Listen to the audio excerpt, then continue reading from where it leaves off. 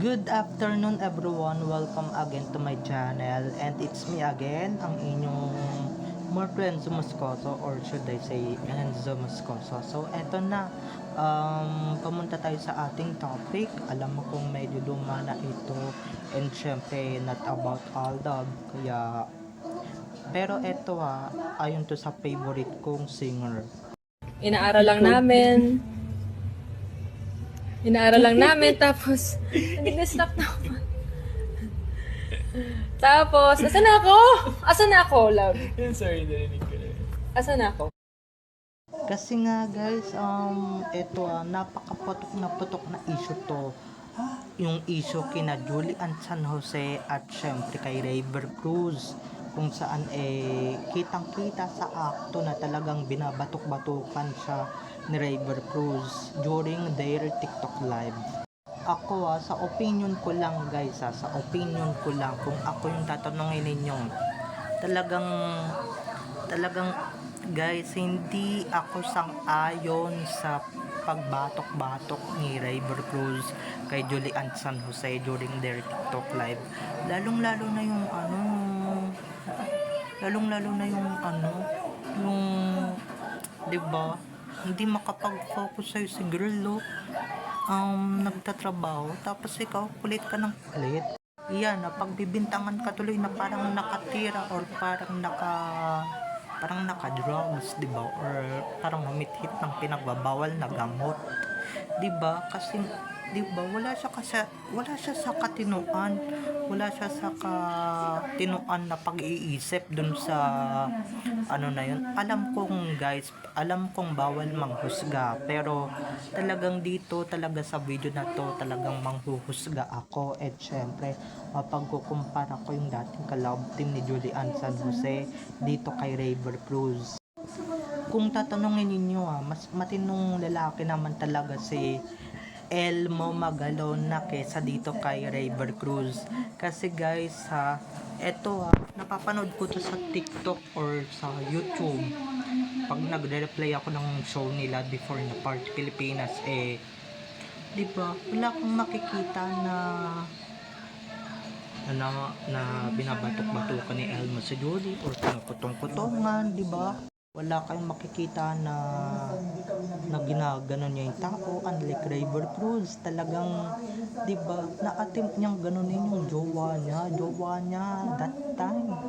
Jowa niya, tapos mapapangasawa niya na ginaganon niya during their TikTok live, na halatang kinukulit-kulit, halatang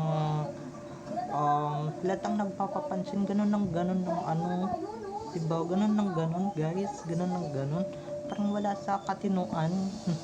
'Di ba? Eto guys, hindi ako sa nanghusga lang, pero ayoko naman talagang mang-judge ng tao. Ayun lang naman sa mga nakikita ko dito sa social media and syempre sa mga bashers. Diba? Kung ako sa'yo girl, mag-isip-isip ka kung talagang gusto mo talagang mapangasawa yung lalaking yan. Dahil guys nung umpisa talagang nung napanood ko to sa Facebook or sa TikTok, talagang I'm not impressed about this video or about this issue na ganito, ganito. May mga mangilan-ngilan akong Aldab friends na pinupush ako na ilabas to, pero I'm not really well. Pero eto na yung tamang panahon na ilalabas ko to. At talagang guys, 'di ba, kung i-compare mo talaga kung sino yung matino sa hindi guys, mas matino talaga yung si Elmo Magalona. Dahil si Elmo guys, napalaki ng tama ng magulang niyang si Mrs. Pia Magalona and syempre ni Mr. or ni Sir Francis Magalona. Okay, hindi siya kagaya nung isa na di ba, na parang aanga sa live, ba, na hindi man lang marunong talagang rumispeto pagka oras ng trabaho. Kaya please lang GMA, please lang, parang awa nyo na talagang paghiwalayin ninyo yung tambalang Jolliver. Kasi guys, eto kung nanonood man yung management ni Julie, please lang, paghiwalayin nyo na si Rayber Cruz at si Julie Ann San Jose habang may panahon pa. Habang hindi pa lumalala yung sitwasyon. At syempre, hahayaan nyo ba yung alaga ninyo na sasaktan ni Rayber or sasaktan ng isang hindi nyo naman kilalang tao or hindi nyo naman kilalang tao, di ba?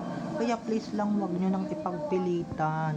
Talagang flop kung flop ang love team ng Jolliver, guys.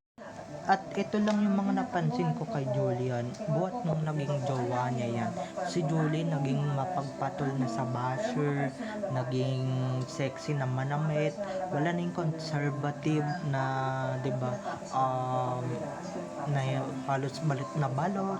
At saka hello guys, saan guys hindi niya pinoprotektahan si Julian, 'di ba? Unlike Elmo, si Elmo noon guys, pagkatapos ng fraud nila sa Party Pilipinas, hindi pwedeng hindi niya alalayan si Julian pagbaba ng stage. O ginagawa ba yan ni Rayber Cruz kay Julian, 'di ba? Hindi niya ginagawa yan. Even ngayon na All of Sundays era, hindi niya ginagawa yan. At eto kung i-compare lang talaga yung love team na kung i-compare lang yung Julie Elmo sa Jolliver, dito na tayo sa original Julie Elmo, dahil yung Julie Elmo halatang sobrang sweet sa isa't isa. At eto kung i-compare lang talaga yung love team na kung i-compare lang yung Julie Elmo sa Jolliver, dito na tayo sa original Julie Elmo, dahil yung Julie Elmo halatang sobrang sweet sa isa't isa. At saka ito lang alagang-alaga ba ni Rayber Cruz si Julie Ann San Jose? Unlike noon na pagka may sakit si Julie, alaga ni Elmo, di ba? Hindi pinapabayaan ni Elmo si Julie Ann noon. Pag nagkakasakit si Julie, to the rescue si Elmo. Ginagawa ba yun ni Rayber? Hindi niya ginagawa yun. Okay, wala kayong makikitang pag-aalaga dyan kay Mr. Rayber Cruz na ginagawa ni Elmo Magalona sa kanyang ka-love team before. Okay, kaya talagang mapagkukumpara mo talaga guys, talagang maikukumpara mo talaga kung sino talaga yung matino sa hindi matino. Okay.